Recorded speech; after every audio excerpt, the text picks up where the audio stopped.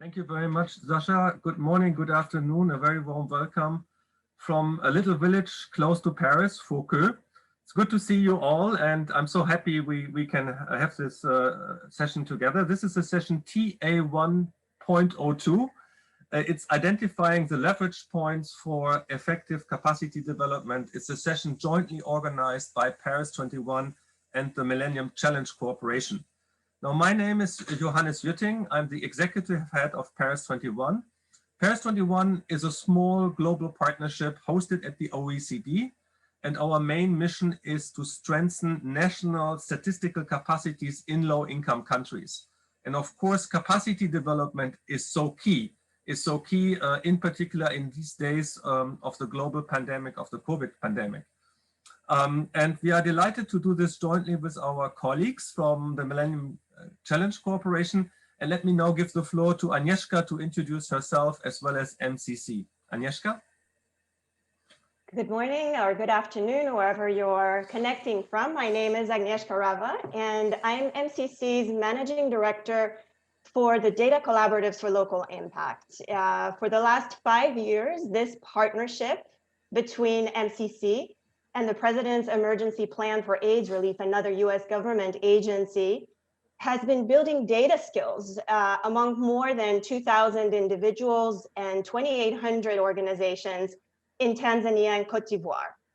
The DCLI program is rooted in MCC's and PEPFAR's deep commitment to data.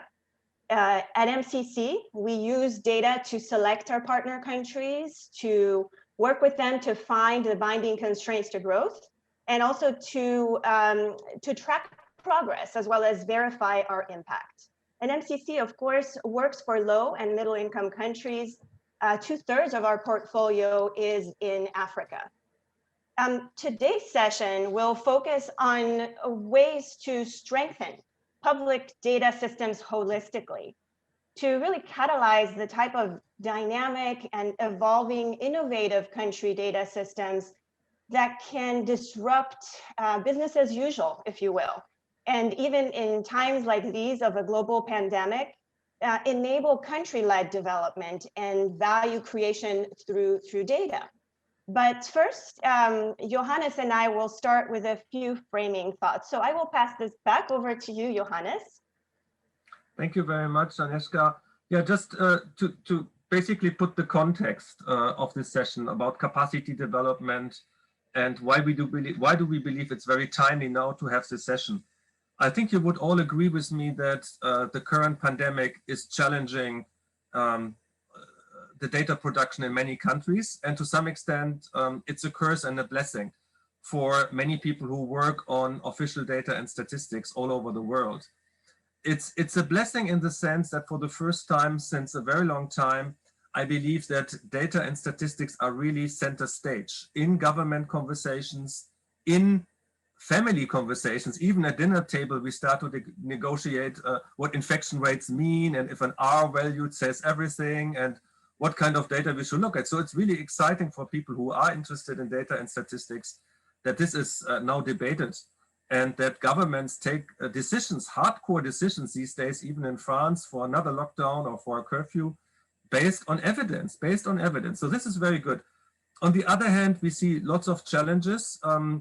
The data abundance that comes out. I mean, we see many new data providers out there, and it's not always clear if the quality of data is what the quality of data is at all. And we also don't know how citizens, ordinary laymen, can deal with that data. The question of data literacy comes up because people increasingly get confused and eventually irritated and angry sometimes. So we have data abundance.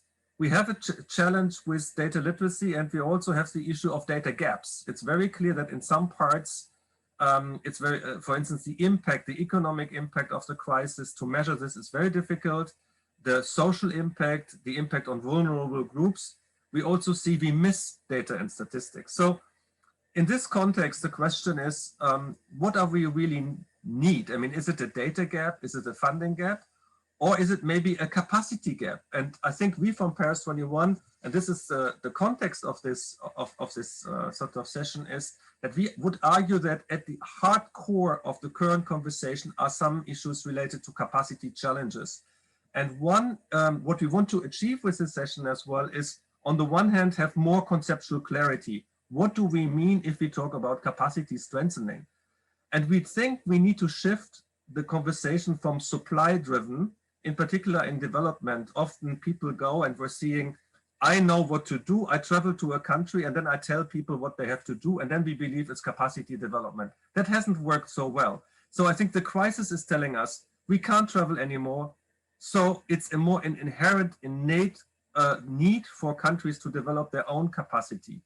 So there is this huge shift from supply to demand, and also from production of statistics to use. And we need to have an increase in the use of statistics, which is clearly important. This session will also move very quickly to operational guidance. I mean, one thing is to reflect theoretically, and we will hear from Mariana more thoughts about this, and we are already looking forward to this. But also, if we drill down, to many of us who listen to this have responsibilities to produce good data. So what does it mean, capacity development 4.0, as we have framed it? What does it mean in practice? And last but not least, we have exciting ideas of how to do this in practice with partnerships. Partnerships is key, and this will give the floor back to Agnieszka. And we are so happy to co-host this because she will remind us that national statistical offices all alone will not be able to do it. We have to do it in partnerships. Agnieszka, back to you. Yes, so thank you again, Johannes. And as we think about the different perspectives that we will hear about today, I invite you to take an even broader systems approach. Then how do we consider the related constraints? So as Johannes said, it's not just the national statistics systems, but very much so the context within which they operate. So at MCC, we have another important operating principle besides the reliance that we have on evidence-based decision-making, and that is country ownership. And for us, what that means is really trying to work through our local counterparts in partner countries and have them design the programs that we implement and have them implement those programs. And we very much have taken this approach in the data collaboratives for local impact. And here are three things that I'd like you to think about, perhaps, as you hear about these different perspectives of our illustrious speakers today. First, there is a need for data talent within the ecosystems, particularly within some of those lower and low middle, but also within our own countries. The kind of data talent that allows counterparts within line ministries to understand what they can do with data that exists. So it is not just about filling in data gaps, which of course we all want more and better quality data.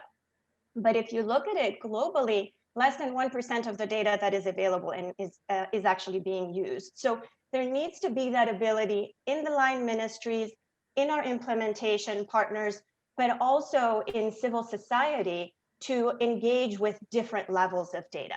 And that capacity is not just the high-end data analytics, machine learning and artificial intelligence. We're also talking about simple numeracy, as well as just being able to take Excel sheets and visualize them in ways that allow for decision making. Next, and I think that's related to it, and I've already mentioned it, this concept of country ownership. All too often in times of crisis, like the one that we are in right now, it's almost easiest to go back to traditional ways of capacity development, to bring in external funding, to bring in external experts. And we are seeing right now that during disrupting times like COVID, that is an approach that sets us up for long-term failure and doesn't allow the country to respond as effectively as it could if some of that talent, some of those ideas, and some of those elements were already in place all along. I would also hope that as we are looking at the COVID-19 situation, that not all decisions about the investments are based strictly on that, but rather that we look at those development statistics that all along we have known were insufficiently leveraged in our partner countries. The last thing that I wanted to point to is, again, if we further look at what the system requires, there is a very important gap in how subnational areas are using data, or rather not using data. Most of the data flows from the subnational areas to the national areas are one way. Statistics are aggregated, averaged into national statistics, and not necessarily used by the localities within which they are generated. And they're generated in absence of the very beneficiaries and communities for whom this information is, about whom this information is. So the last point I wanted to make here is, as we look at how to sustainably improve and add dynamics to the ecosystems, we need to think not just about the national statistics, but perhaps the local statistics. So how do we move to local statistics and the kinds of development that are tailored and optimized to the locality and not to the averages of national statistics? So with that, I turn it back over to Johannes to walk us through the objectives that are laid out for today's discussion. Thank you very much. I will be very brief. It's very simple, very clear, 3 things. The first objective is to get a more clarity on what we mean by capacity development, dynamic capabilities, and how we should think about conceptually about this term capacity development. Second, we want to hear from the panelists, give us some hints on setting priorities. Because if we enlarge the concept of capacity development, as we do from people to organizations to systems, we can get easily lost. And we have people here that have to make daily decisions where to invest in when the money is scarce. So please, panelists, give us guidance on how to set priorities.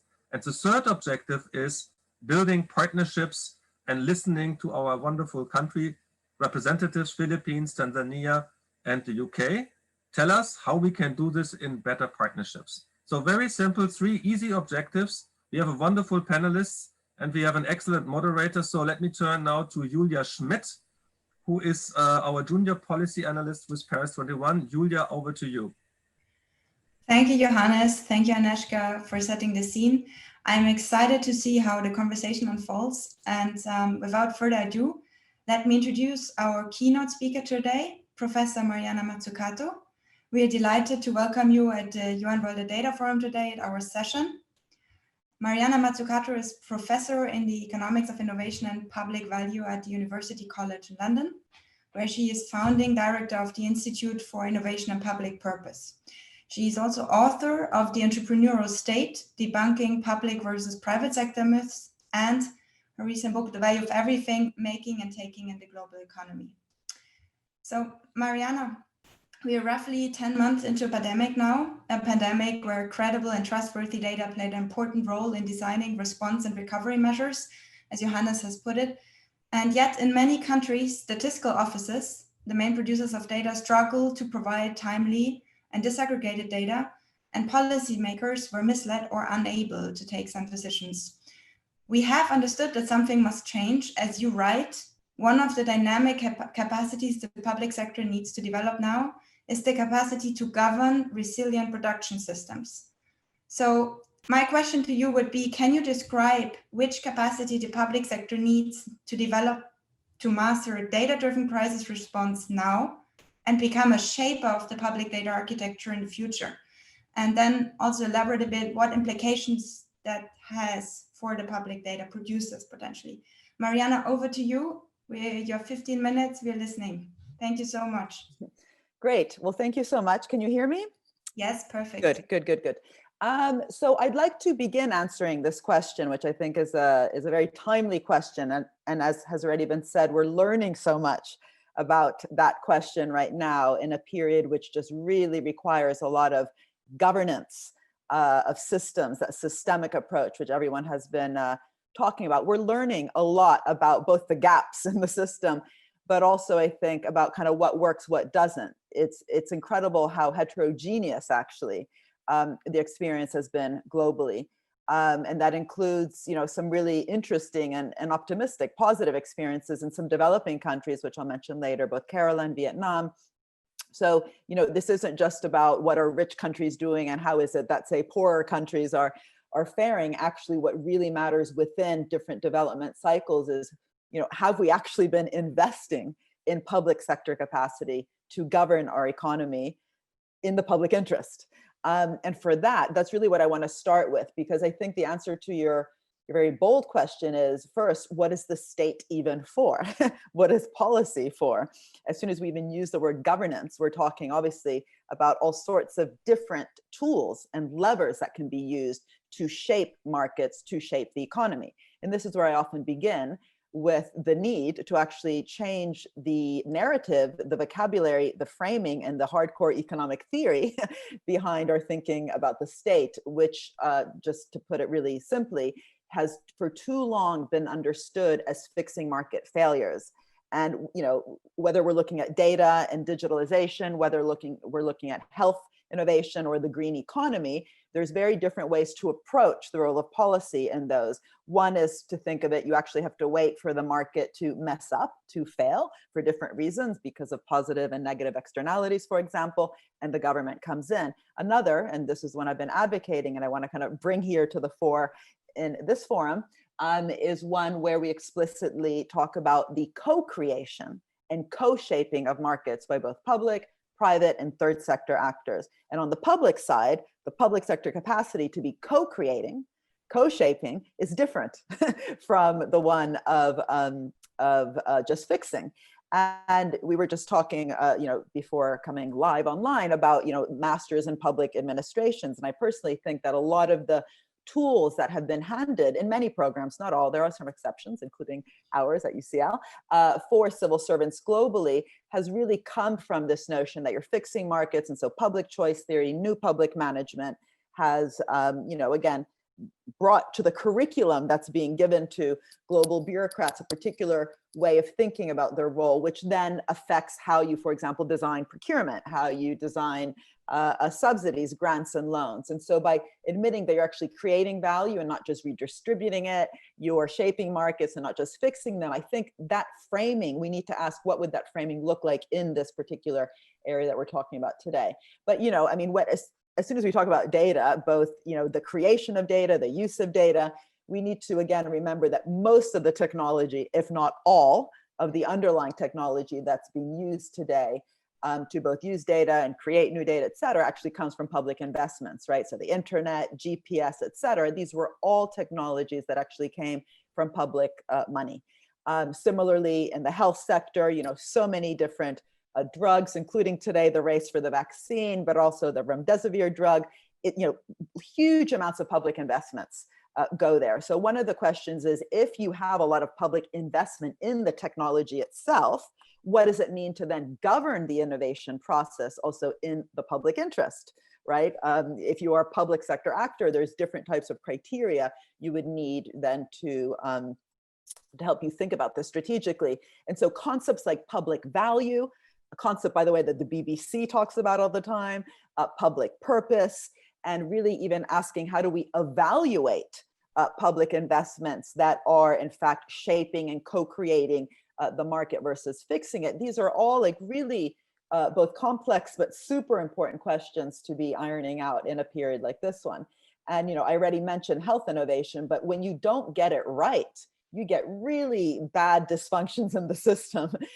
You get a system where, like in the US, you have $40 billion a year going into health innovation, but then we don't govern the intellectual property rights in such a way that reflect that public contribution. We don't govern the price system for the drugs, for example, that emerge from that process. The prices don't reflect that public contribution. And of course, with digital platforms, we know what a lot of the questions are, both in terms of privacy issues, but also the tax base, right? A lot of the very large technology companies that today are benefiting massively, for right or for wrong, from this period, are also avoiding tax. That is in itself a problem, but it's even more of a problem when we look at how the actual technology itself that they rely on was actually to a large extent dependent on tax revenue. So again, a lot of these questions are out there, but what does it then mean for how do we govern the system better? So on this kind of second point, governing data and digitalization for the public good, I think it's really interesting to ask, what are the non-tinkering ways to do this. And I mean, sometimes it's best to start with examples instead of just continuing to talk at this abstract level. I've been really inspired by how the mayor of Barcelona, Ada Colau, has thought about this in recent years. And by the way, in lots of the innovation spaces I work in, cities are increasingly thinking, I think, in a really proactive, creative, dynamic, innovative way, sometimes more than the kind of nation states or the international bodies. So in Barcelona, what they asked themselves through actually a lot of citizen engagement, they actually created a citizen platform. So the different citizen organizations were actually directly talking to the mayor's team around this. The question was, why are we always like on the back foot? Why, are we always just worrying ex post about the problems around data? Again, privacy, taxation. Why don't we be much more proactive? So they brought into the city mayor's team a bunch of hackers, called the project the Decode Project. And the idea was that every time we create data by clicking on Citymapper, for example, where does that data go? Why not actually create a much less intermediated kind of platform so the city actually benefits, the welfare state benefits, public transport benefits, and you could extend that to public education, public health, directly through a new platform that's publicly governed, so the data actually improves. In this particular case, it was around public transport. But that required a new institution, it required new capabilities, it required a new team. But sometimes you have the teams already in place, but they're being governed by, I don't want to say problematic, but maybe old ways of thinking or new ways of problematic thinking. And another example here is GDS, Government Digital Services, which in the UK was set up some years ago.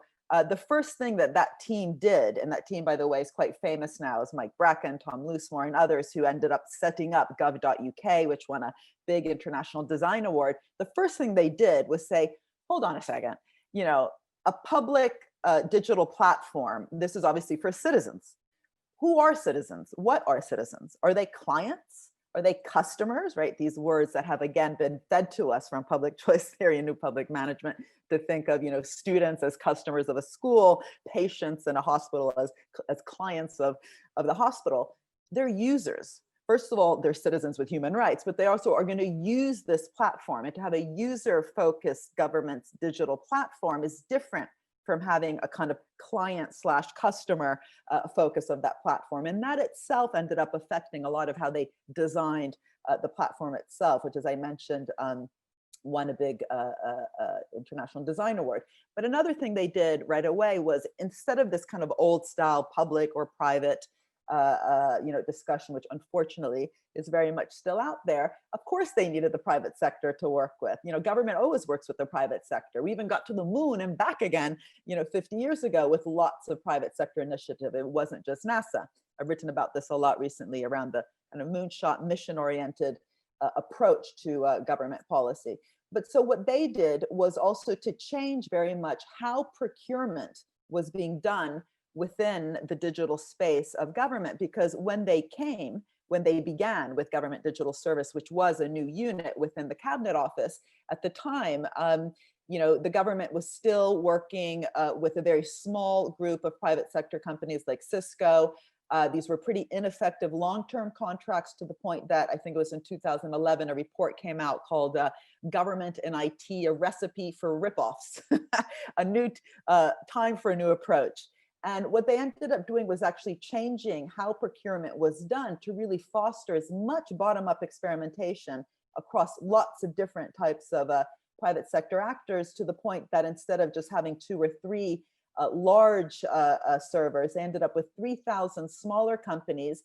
So, that basically created a whole new ecosystem that the government could work with in the private sector. But that also required really using procurement to foster bottom-up innovation for public requirements. And that issue itself, I think, is one of the capacities that we need, just coming to the question I think that Johannes was saying, which is, how do we bring kind of a design lens to all the different levers that government has, from grants, loans, subsidies, different types of guarantees, prizes, but definitely procurement. Procurement is a huge part of most countries' budgets, right? Procurement in the UK, just for, say, the Ministry of Transport, I think it's about £40 billion, whereas the whole innovation budget across all of government is just 10 billion pounds. So imagine using the full power of procurement, which is definitely a demand side lever, to foster innovation for public, needs, whether it's needs around the digital divide, whether it's around, strengthening our public health system, whether it's on big public projects that could include, plastic-free ocean, right? The digital and data side of it is always very strong, but how do you actually design the procurement to be both guided, right? Actually setting a direction for what government needs, but actually to really foster that bottom-up innovation. And that, by the way, is what NASA did with the moonshot. I've been reading a lot about it because I have a new book coming out in January about what does a moonshot approach really look like in terms of public sector capacity versus, unfortunately, what we've seen in recent years, which is an over-reliance on consulting companies to do a lot of the capacity development within governments. This is something that Lord Anu has recently written about in the UK. He's a Conservative peer and Minister of State at the Cabinet HM Treasury. And he said that the over-reliance on consulting companies is actually infantilizing government.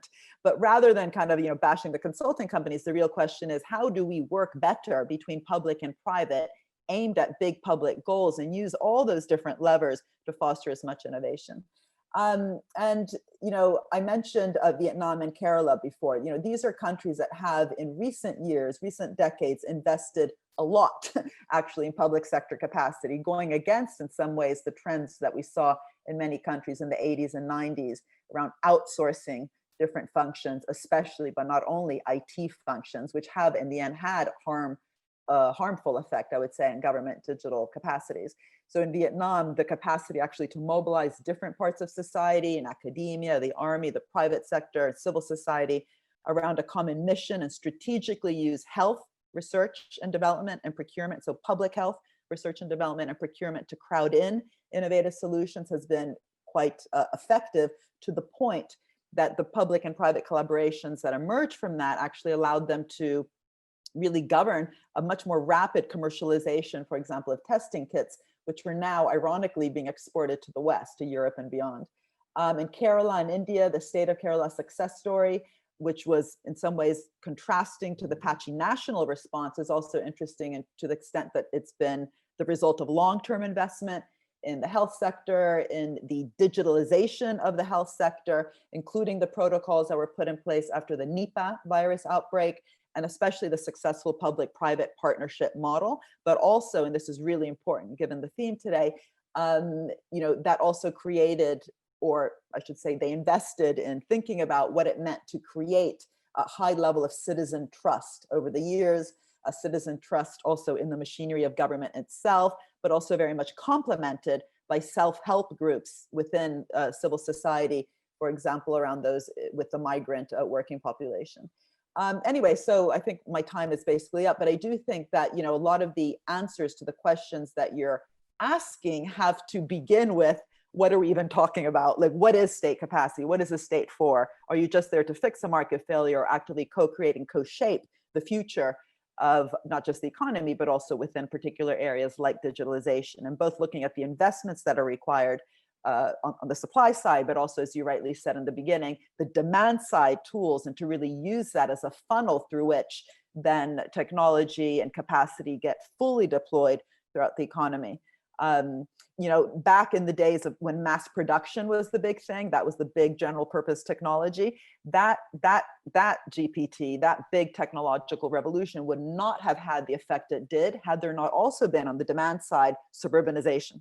And suburbanization actually came out of policy. And don't ask me if that was a good or bad idea. You can ask the urban planners that, but definitely that policy side of things actually created the demand pull for mass production to get fully deployed throughout the economy. And I think that's what we mean when we have to really be thinking boldly about the demand side. And I do think that a green transition and the Green Deal, all that debate needs to be put at the table here in terms of what it means to create a green demand for digitalization to get fully deployed, because it's always, when you're trying to solve a problem, actually, that technology has its greatest effect. All the technologies that I mentioned before were outcomes of problem solving. The internet helped us get the satellites to communicate. No one was thinking about the internet. So anyway, I'll stop there because I'm 30 seconds over. Thank you, Mariana. That was absolutely perfectly timed, and your perspective on the active role of government in contributing to public data architecture is illuminating. I think you touched upon a lot of really important topics. The idea of a citizen: is it a customer? It's a user. What does it mean? How do we need to reshape public data production so we align it with citizen needs? But also, which tools could we deploy in terms of how we allocate financial resources to that goal. I would like to ask one follow-up question, then we open to the audience as well. We have a couple of questions already pouring in, just maybe because I think it's a very crucial point, and in the context of discussing, I mean, you mentioned a couple of examples from Vietnam and Kerala, but can you maybe help us understand how governments can confidently act as an investor of first resort when they rely on external financing, maybe looking at least developed states where international development partners play an important role in the government budget in general? Maybe that would be very interesting to hear. And we have a bit of time for 2 or 3 more questions from the audience. Back to you. Sure. I mean, you know, first of all, it's you know, Vietnam, Kerala, but also New Zealand has had a really interesting recent success story, which was partly, I think, you know, also has affected the re-election of its current prime minister, but also Pakistan, South Korea. So, I mean, I think what's interesting, and we have, by the way, a project with UNDP. By we, I mean my Institute for Innovation and Public Purpose, and UNDP actually looking across the world and trying to better understand what works and what doesn't. And I think, you know, when I said that we need to get over this dichotomy of public or private, the real issue is how can you use public sector initiative to crowd in, I don't like that word, by the way, it still sounds bad. Crowd in is supposed to be a good thing. Crowd out is supposed to be a bad thing. I would say we need to have new vocabulary. You know, if it's good, why are we still calling it crowding in or out? Anyway, let's pretend that we like the word crowd in, to really crowd in as much private sector initiative. And here, I think we need to remember that the business sector invests when they see an opportunity. You can reduce tax as much as you want. And I'm not just talking about corporate income tax or, you know, or other types of big taxes. I'm talking about things like tax incentives, you know, R&D tax incentives or a digital tax incentive. If the private sector doesn't see an opportunity, it's not going to invest. In other words, it doesn't create what we call additionality in economics. So using these public programs, again, think of the digital divide as a big problem that already existed, obviously pre-COVID, but COVID has, you know, just shown us just how bad the problem is, because during the lockdown, a lot of kids didn't access their human right to education. This, by the word, is an important word. This, by the way, is an important word, human rights. We don't have an economics of human rights. But anyway, a lot of kids didn't have access to that. And, but, you know, how do you then think about a bold, inspirational problem around the digital divide, use that to set criteria in, again, procurement contracts, prize schemes. I do think we need to really rethink prize schemes a lot more. But anyway, to then crowd in the private sector initiative in a particular area. And I think on this, it's interesting, you know, it would be interesting even just to make that itself a research project and kind of a database of what works, what doesn't, who has been best able through public programs to crowd in that private sector initiative. Because I know that in Italy, for example, where I'm from, where there's lots of inertia between public and private, they are both part of the problem.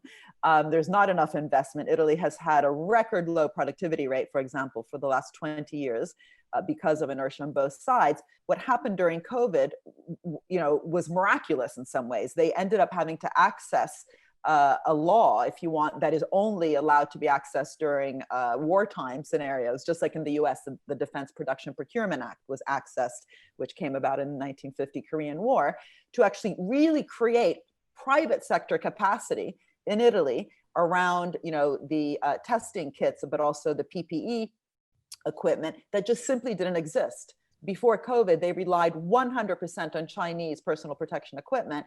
By actually galvanizing a much more dynamic public procurement system, they ended up creating creating capacity within 139 companies that today produce 100% of Italy's PPE, which is currently, you know, much more broadly used around the country than when they, began. And so that required, though, using an emergency a criteria. And I think this is the problem. We are only able to move quickly when we see things as an emergency, wartime, or a pandemic. So I think the opportunity today is to backtrack and say, how can we normalize? How can we actually normalize, make it more everyday to have a really dynamic relationship that is catalytical and creates additionality in the private sector than what we usually have, which are handouts, subsidies, guarantees, which, to be honest, simply increase profits. They do not increase investment. And there's no profits problem, in case you're interested. Profits are at a record high globally in terms of the profit share of GDP globally. The labor share is at a record low. But anyway, really what the public sector should be doing is galvanizing investment, business investment, not private sector profits. Thank you so much. I think that was very encompassing, the answer, and I do agree. I think we need to understand better how we are agile and flexible outside of a crisis. We have a couple of more questions from the audience. I'm looking at the time. I think we can take two more if that's fine with you. Sure. One is related to, I think, a more practical topic or concrete topic that you have touched upon is regarding outsourcing. And the idea, or more practical advice on what can or must not be outsourced when attempting to shape the public data architecture. What is your experience? Which type of capabilities, capacity can you outsource? Which one shouldn't be outsourced at all? Your brain. Do not outsource your brain. I'm actually not joking. In looking back at some of the discussions and debates within NASA during the moon landing, one of the things, it was so interesting, actually. I feel like I should have written the whole book just on this.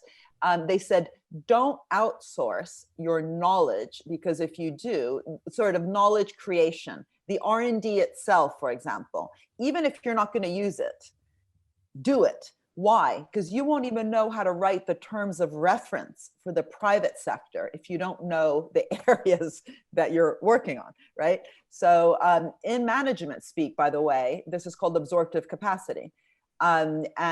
But it's usually just meant to talk about the private sector. So when Dell Computers, for example, started to kind of outsource all the production, and they basically just became an assembler of different parts of the computer, this was back a long ways in the early 90s, there was a lot of debate within the management literature that was probably a bad thing for a computer company to be doing, because they no longer even understood the technology. So they wouldn't understand the opportunities in their own kind of ecosystem. So they'd become kind of stupid and would no longer be kind of a knowledge intensive, innovative company, regardless of whether they actually needed for their own benefit the R&D. By doing it, they could better engage with their own suppliers. And I think this point is even more true for government. So actually having real kind of, R&D units, which doesn't mean high-tech R&D. I think we sometimes misunderstand what R&D is. The BBC has a research and development team. And the BBC, which I already mentioned before, is a really interesting example, because they obviously work with the private sector a lot, but the fact that they always said to, ask themselves, what are we there for? They didn't accept that they were there just to fix a market failure, because if they had done that, they would do what PBS does in the United States, which is to, fix the classic market failure, high quality news. So not Fox News, high quality news, and programs like documentaries or theatrical kind of releases, but on television. What the BBC has done is like, we'll do everything, they say. We'll do soap operas, we'll do talk shows. There's no format that's just for the public sector. But because you're public, you'll do it by creating what they call public value. Now, I can't go into the depths here of what they mean by public value, but believe me, it's been a huge debate for the institution from when they began. So that becomes a methodology through which they work. Whether they're making EastEnders, a soap opera, which is not Dallas or Dynasty, right? It's actually a soap opera about the working class. And that's part of how, by democratizing also the subjects themselves and making people, recognize themselves within the TV programs. But the point about public value and public purpose and mission-oriented and outcomes-based policy, I think, is itself a really important innovation. But in order to do that, you need to be investing in your own capabilities, right? Your own design capabilities, your digital capabilities, your ability to actually interact with the private sector as equal equal partners, as opposed to the usual power play, which is, oh, these are the risk takers, the cool creative value creators, and these guys here, public sector, they're just de-riskers. I mean, just think of the words: de-risking, enabling, facilitating, fixing markets, regulating. I mean, it makes you fall asleep. I would never want to work in the civil service if I was de-risking the cool risk takers. I'd rather be a risk taker. So what does it mean, though, to take risks within the public sector in order to, again, shape and create markets and to govern them in the public interest? Those are the questions we should be thinking about, and to really overcome this dichotomous, boring kind of black and white. Even those who like, you know, the state in quotes and think there's a role for it still use these incredibly boring words. And personally, I wouldn't want to work in the state if that's what the state was for. And of course, because I do think we need the state more than ever, we should also be rethinking how we both describe it, but the framing, the tools, the governance relationships, if it's going to be an equal partner and not have to over rely on the big four consulting companies, which again, just look at the recent articles and the different papers of just how much they're charging governments in a moment that perhaps that would be better invested in in-house capability. Thank you, Mariana. This was, again, really interesting. We looked at the time. I think we have a couple of more questions in the audience, but what we would suggest is we would move on now. We would answer them by email afterwards. And we have learned a great deal about the changing role of the public sector, the need to engage in fruitful and sustainable partnerships, to foster innovation, and the chance that the crisis now presents to really build the muscles of the public sector. And we thank you so much for your intervention, for taking the time. And we hope to interact again soon. And wish you an amazing rest of the day. Thank you. And thank you so much. Thank you very much. Bye-bye. Bye. So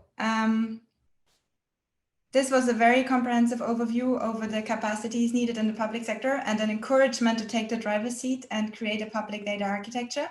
We would now like to ask our panelists to add to this exciting keynote by providing different perspectives on capacity development and data and statistics post-COVID-19. And without further ado, I would like to introduce our next panelist, John Pullinger. John is the former National Statistician of the United Kingdom and currently the President of the International Association for Official Statistics and visiting professor at Imperial College London. So John, you have led the UK Office of National Statistics through major reforms, and you have seen the nature of statistics changing over years. And building on your vast experience, which priorities do national statistical offices need to pursue now to build a public data system that is fit for today's world? So building on Mariana's inputs, but also really building on your experience. The floor is yours. Thank you very much, Julia. I mean, my response to your question is very simple. We start in one place, and that place is with the user. And as soon as we think of the users as the sole place we go to think, we change our mindset. And our mindset traditionally has been about producers of statistics. That's not the business we're in. We're in the business of helping our users make better choices. So we have to think about two particular things there. The first one is, so who are the users? And what is the unique service that we can offer them? All else follows from that. So who are the users? The users are our governments. The users are our legislatures. They are our businesses, our citizens, civil society more generally. And the service we're trying to give them is trustworthy statistics that they can accept and use without question for whatever task they have at hand. Now, once you've got that firmly in your mind, you start thinking a lot less about the statistics office and a lot more about the statistical ecosystem and all the other partners you need to help you serve those users in the way they need to be served. You start thinking very quickly about adaptability and innovation. You're starting to think creatively. All the things that Mariana has just talked about, it's not about what the government does and what the private sector does. It's what we do collectively to ensure those users get the service they need. So what do they need? When you look at statistical systems, certainly when I looked at the statistical system in the UK when I started, they need good statistics much more quickly than we produce them. COVID has demonstrated you need it in real time to make good choices. They need the statistics at a much more granular level. Mariana talked about different localities. Agnieszka also talked about that. You need to get something that is at the level of individual communities. You need to get something at the level of individual demographics. Again, with COVID, it matters a lot more about infection rates amongst younger people, older people, people in care homes in different settings. We need to know the detail. It's not the average that is useful. But most importantly, we need statistics that are relevant to the questions that are before the country, which isn't necessarily about producing numbers on the ILO definition of labour markets. It's about doing that, but also about understanding the nature of people's employment. So as soon as you see yourself as a service organisation, you are much keener to be quicker, to be more granular, and to be more relevant. So how do we go about that, particularly in countries where that seems a very distant prospect? Well, I like the concept that Paris 21 and OECD have developed of the virtuous data cycle. If you begin with your users, then you next think about the services you can provide those users. How do you connect the data to them? Once you think about those services, then it's much clearer what indicators, what data products you need to create. And when you know what data products you need to create, then you think about the sources you need to mobilize to create those products. And it may well not be as complicated as doing a census or a survey. It may be ringing up Google and seeing whether they've got the data already somewhere. It may be working with NASA and a satellite company or a mobile phone company. You're open-minded as to where you find the data, so long as it helps you make the products and services your users want. And once you've gone through that thought process, then you think about what is the infrastructure, what is the investment we need. And you can look then in your setting, do we need better legislation and governance? Do we need more skills? Do we need to think about partnerships in a different way? And finally, do we need to think about finance? But if you've done all that and there is a gap, then there is a case that you can make to your governments much more effectively. This is the resource gap we need in terms of skills, in terms of money, in terms of relationships that will make things work. So the answer to my question, where do we start first? We start with the first step, and we take that step towards our users. Thank you very much. Thank you, John. This was very insightful, and I think I can only agree that we have to start understanding the core elements of the virtuous data cycle and strategic implications this has when we aim at modernizing statistical systems.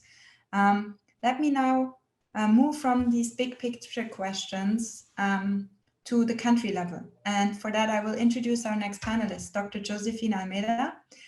Josefina Almeida is the Executive Director of the Philippine Statistical Research and Training Institute and teaches at the School of Statistics, University of Philippines, Diliman. Josefina, I would like to hear your opinion on the following aspects of capacity development. How did the demand for timely and disaggregated data change the need for capacity development and in particular training? And what can countries do, building on the Philippines example, to close data gaps that have proven deleterious amidst the crisis? Josie, you have 4 minutes. The floor is yours. Okay, good day, everyone. So before I answer the 2 questions of Julia, I would like to share my screen. Yes, please go ahead.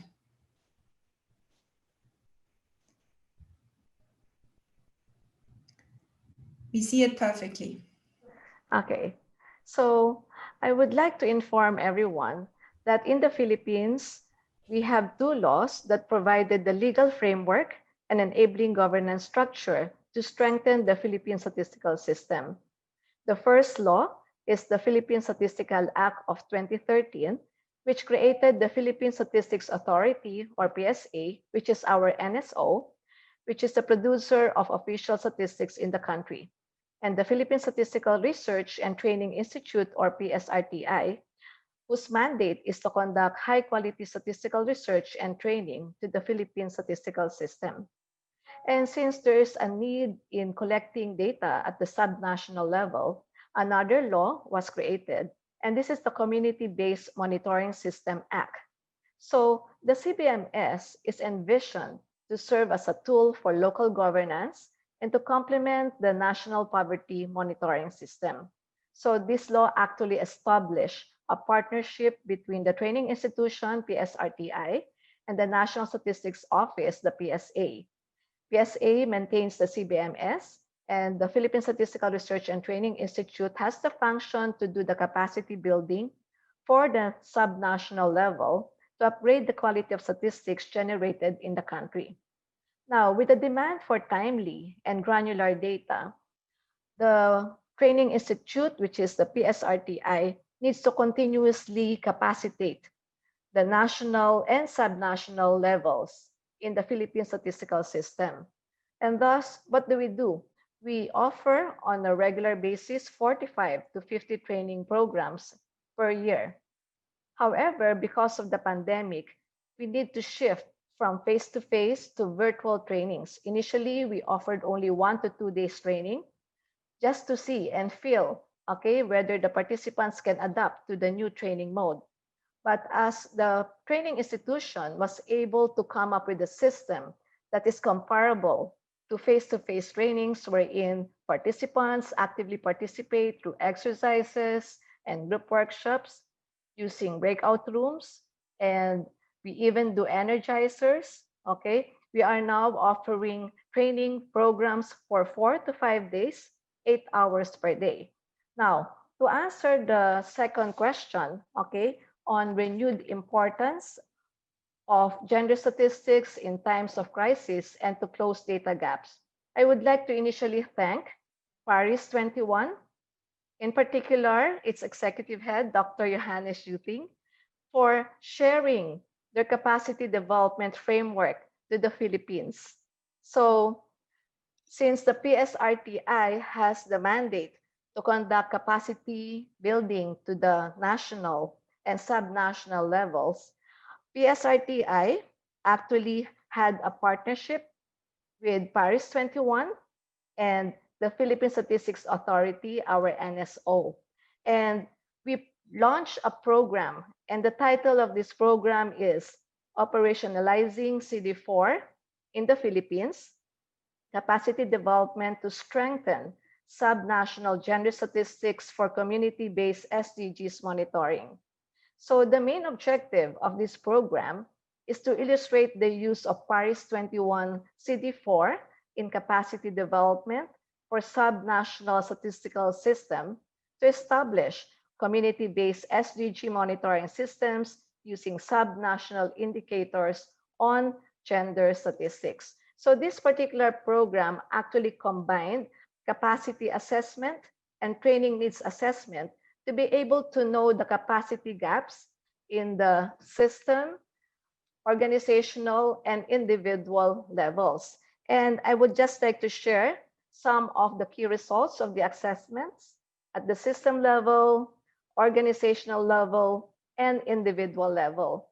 And because of these assessments, okay, and because of the envisioned capabilities of the CD4 matrix, the PSRTI now is actually coming up with training courses, okay, that will be given to pilot local government units by November 2020. And these are on the importance of gender statistics in policy making, data production and management for gender statistics, and data visualization using infographics engaging the public.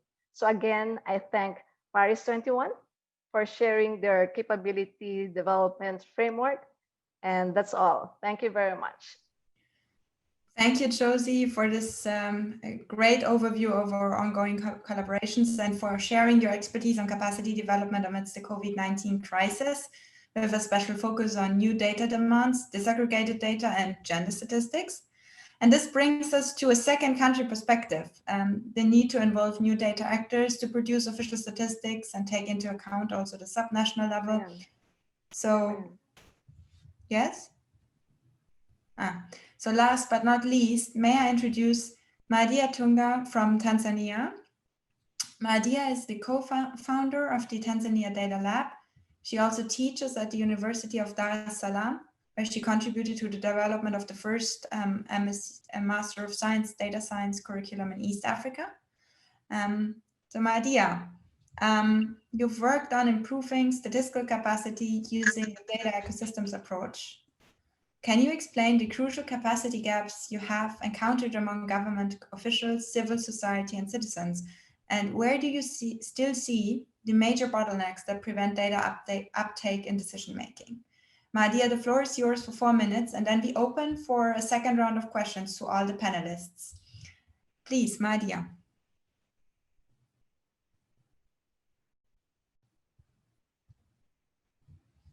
Can you hear us? Can you hear us? I think you have to unmute yourself. You're still mute.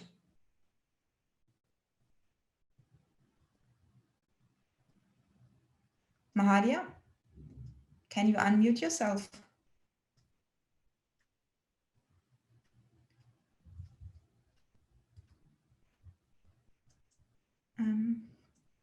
I think our technical team will get back with a solution. What I would suggest in the meanwhile, if everyone is fine, I would suggest that we start with a first round of questions, and then once Mahadia can reconnect, we can just have her intervention once she's back. We're very sorry for that inconvenience. We hope we can reconnect to her very soon. So let me reconnect to John. I think we would really like to hear from you. What do you think, building on the user perspective? What is, like you said, the first step is starting with the user. Can you maybe elaborate a bit more, building on what you have done during your time at the UK National Statistical Office? What were concrete steps and decisions that you took if you would need to advise now a DG again on what to do now in the current situation? Well, I'll give 2 examples, if I may, of initiatives we took very early on. The first one, which was probably the most profound, was that UK economic statistics were seen to have been inadequate during the financial crisis in the late 2000s. And the new governor of the Bank of England at the time, Mark Carney, his first public statement was the statistics in the UK were not as good as he was used to having in Canada, which is where he'd been before. And that provoked a review that we did on a government initiative that looked at the gap between the statistics the country needed and the statistics it was getting, and what steps we needed to take to rectify that gap. And one of the outcomes from that was we needed to bring together in an economic statistics centre of excellence all the brains that could help us solve the problem. So we created this institute that had participation from several leading universities around the country, had links into the best academics around the world who helped us try to understand the kind of elements of productivity, the elements of UK economy, particularly the digital economy, and helped us work out how to measure them. So that was an example of creating a partnership. The second example, and Marianne's already talked about the government digital service in the UK. We worked very closely with Mike Bracken and Tom Loosemore that she mentioned to think, how do we create a digital capacity inside the statistical system? And we founded something we called the Data Science Campus that was specifically about giving us the skills. And as time has gone on, it's about getting universities to run courses on things like data science for the public good, where we have now a pipeline of thousands of new graduates who are interested in using their particularly computational science degrees to help the government and help the public sector create public value, which is the word we've used a lot today. So the Data Science Campus is a physical institute in the Statistics Office in the UK, but it's been an amazing catalyst for thinking about how we mobilize the power of data in new and interesting ways. So those are 2 very concrete steps, and they exist. The campus is physically there. The Economic Statistics Centre of Excellence is now in its 6th year, I think, and is coming up with new solutions that are beneficial not just in Britain, but in all countries. Thank you, John. I think that was incredibly interesting to hear about the Data Science Campus and the potential that has for sustaining talent and also sustaining capacity in the national statistical system. Let me kindly, Josie, we will have a question for you as well and for all the panelists, but let me kindly try again. Mahadia, are you with us now? Can you hear us? Yes, I can hear you. Can you hear me as well? Yes, we can hear you. So may I ask you, we have already introduced you, and we would love to hear your perspective on capacity development using a data ecosystems approach in Tanzania, and the capacity gaps that you have encountered while working with government officials, civil society, and citizens. Could you help us understand which capacity gaps you have encountered and which solutions you provided at the D Lab?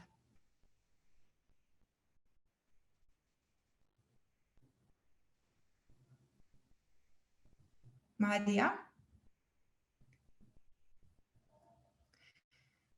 Can you hear us?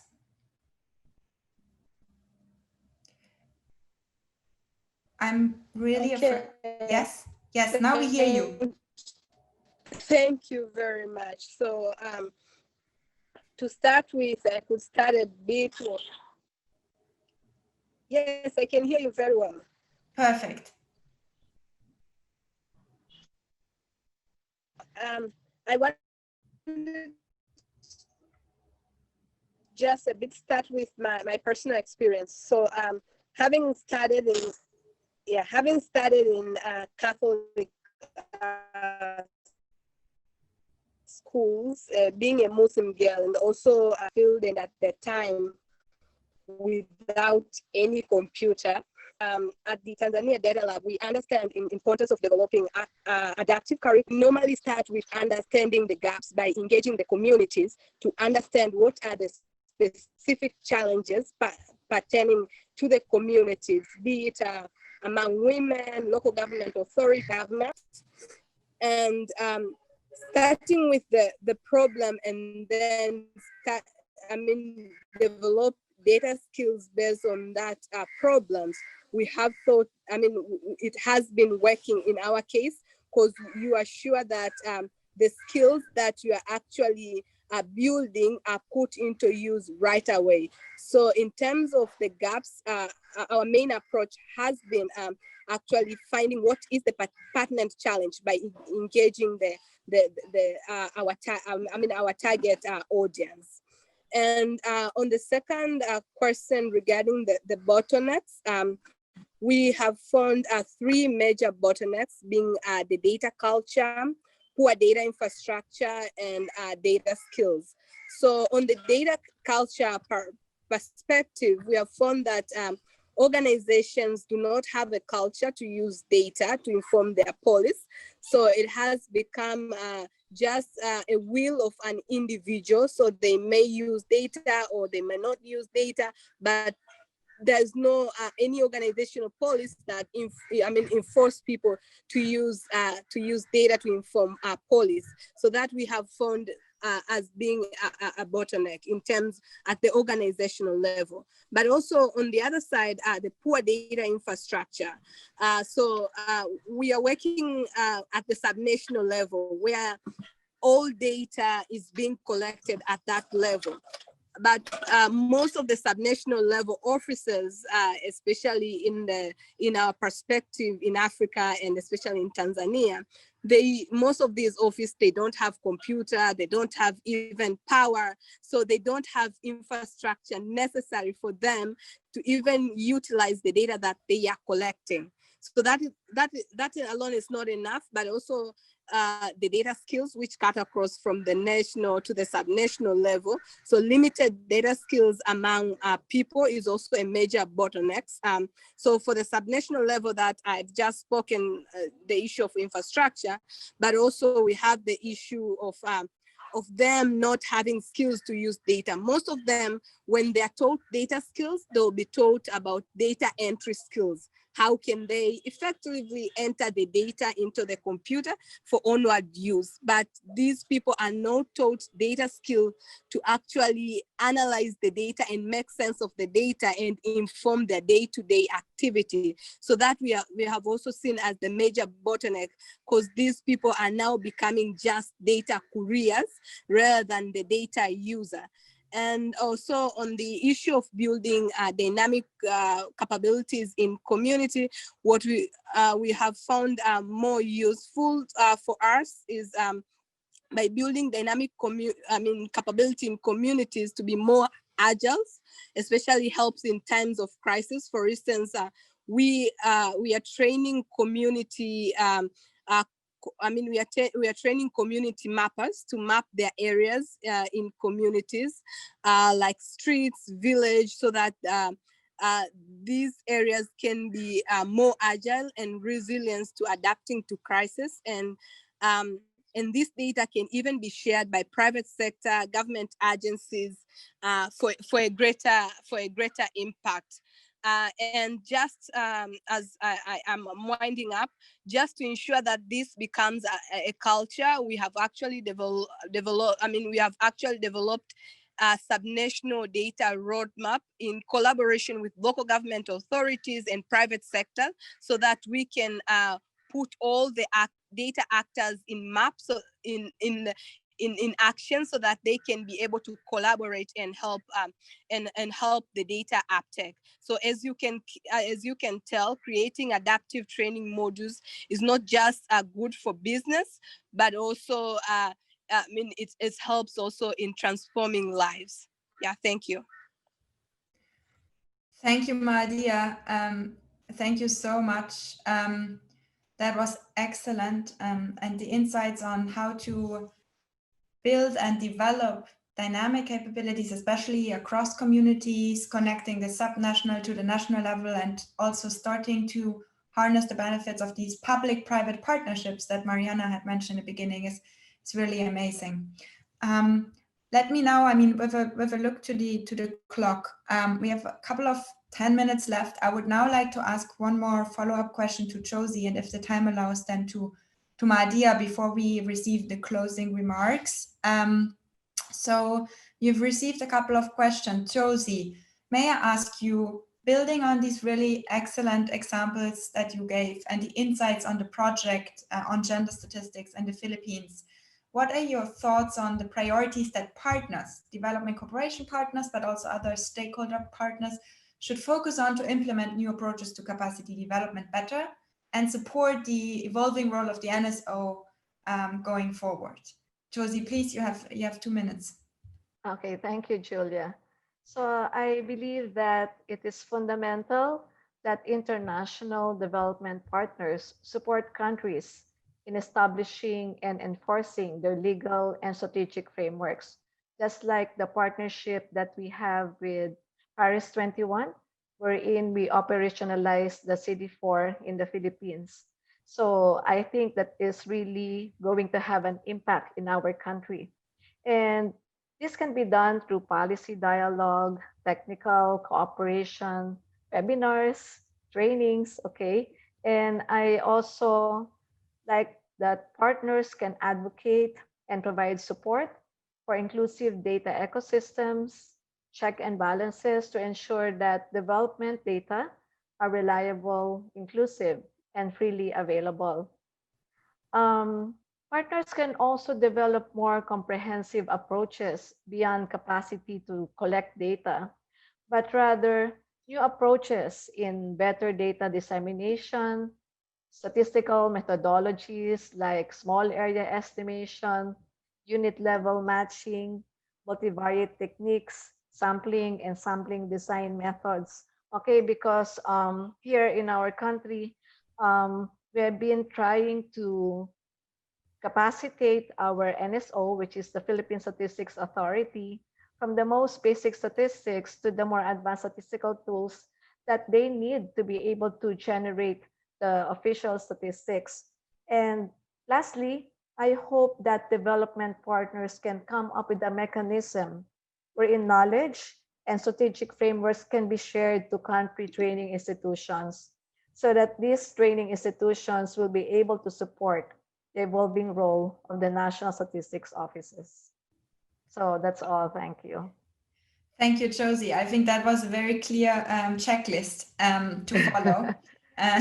That was very handy. We have a couple of questions also, like more from the audience. Now, I think there's huge interest in what all of the panelists have stated. So, Mahadia, may I turn back to you with a question on whether you have a model to work with local governments on capacity building that has the impact that you talked about, especially maybe alluding to this public-private partnerships that you started to explain. That would be very interesting to hear.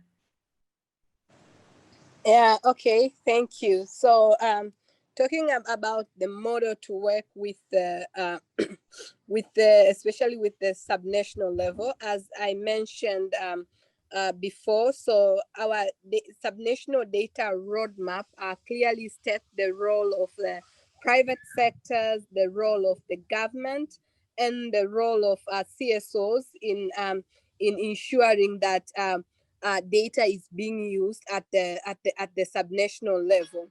And what we have found that useful is that each one have their own role. So the national level, they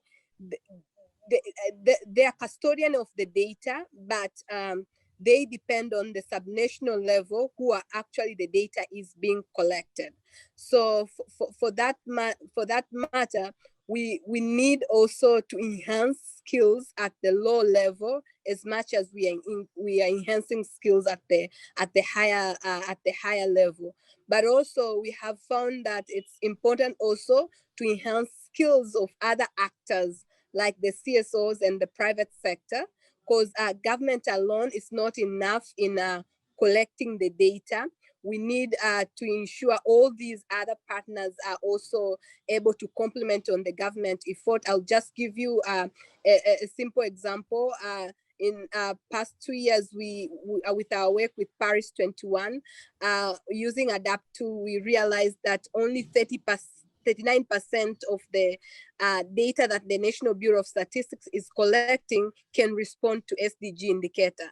So the remaining data, that means depend on other actors, including the ministry, but most importantly, the non-state actors. So for us, our approach is to ensure that we are including, we are building inclusive models where we define the role of non-state actors, subnational level, and the national level. All of them has to be brought into picture and to stimulate the data use and healthy ecosystem.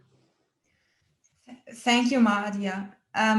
Thank you so much. I think that that directly links me back, I think, to one last question, and I would like to ask to John, if it's possible, before we close the session from the audience, and related to data use as well, specifically data use by policymakers. So we have a question on how would you, can you share your experience with building data-related capacities among public servants who work with data, and how can you make sure this is maintained in a governmental institution as a National Statistical Office? John, over to you. Well, we've talked a lot about statistical literacy during this course, and certainly during my time as National Statistician, I would regularly take the opportunity to talk to my heads of department colleagues from the different ministries about how they generated their statistical literacy in their departments. And one of the jobs the data science campus had was to go to ministries and teach basic coding skills, for example. And at the higher level, I myself would run masterclasses on how to interpret and understand data with the senior civil servant colleagues. So I think it is an education question, and the work that Josephina and similar institutes have around the world is absolutely critical in building that capacity on the demand side, because there's no point in having brilliant supply side capacity if there isn't the capacity in the ministries particularly to use it. Thank you, John. I think that was the perfect, well-rounded answer to the last question of the panel. I'm afraid we will get back to all of the other audience members via email with responses to your questions. I think I would like to thank everyone for these illuminating perspectives. We started the panel with an input from Mariana on how the public sector needs to change at a broad scale to become an active shaper of the data ecosystem. And then we had John's insights on how to steer a virtuous data cycle, juxtaposed and complemented with impressive best practices from the Philippines, leading in capacity development for subnational and disaggregated data, and Tanzania, ready to establish public-private partnerships to close capacity gaps in the data ecosystem with very impressive examples too. So I would like to thank all our panelists again and audience members for an engaging and enriching conversation. And I now turn to Johannes again to kindly share his closing remarks. Thank you so much. Thank you for joining us. Johannes, the floor is yours.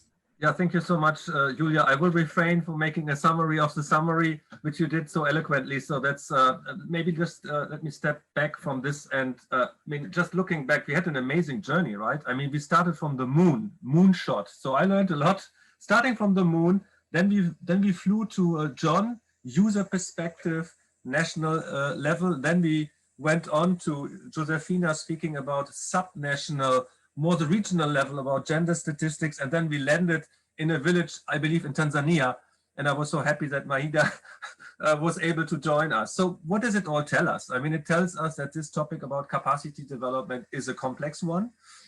It's a quite dynamic one because we also learned there are static capabilities and dynamic capabilities, and things change. And I think what I also take away is the framing, the context, and let me come back to a bit more on a serious note, about the COVID and pandemic that affects all of us, regardless where we are living. It's really a game changer. It's a really game changer. It's not gradual change. And I think we can be, there's lots of things, you know, painful things happening and many things to be sorry about. I hope that this session still gives us some optimism and some energy, because I saw some so good things that Julia just summarized about things that happening now, and the change that John was pointing to in terms of putting the user first, demand-led, putting it back into people's hands, the rethinking about government that Mariana was is publishing so much about, and you know, this coming away from this government bashing now and to see this co-creation that speaks a lot to me. So I think we have lots of things to take away from this session. And as Julia said, I really want to thank everybody who joined. I believe we had more than 400 people from all over the world joining, taking the time, zipping their coffee for morning breakfast or lunch, or skipping lunch or having their dinner. So thank you so much. I want to thank also, of course, our co-hosts and co-organizers, Agnieszka and Mitch. Mitch, her colleague, who helped with shaping the session, wonderful. And of course, all our panelists, to be here at this time and helping us. So, and of course, last but not least, my colleagues, first and foremost, Julia, who spent lots of hours writing scripts and helping us putting this wonderful session together. So with this, we are only 2 minutes over the time, which I consider as a big success. You know, there's still scope for capacity development of us, but I think we are getting there. So thanks so much. I wish you a wonderful rest of the day where you are. And if you want to watch the session again, I think it will be put on the screen, so you can watch it again. You can tweet, you can LinkedIn, whatever you want. But please stay in touch and stay healthy. Thank you very much. Bye-bye. Thanks.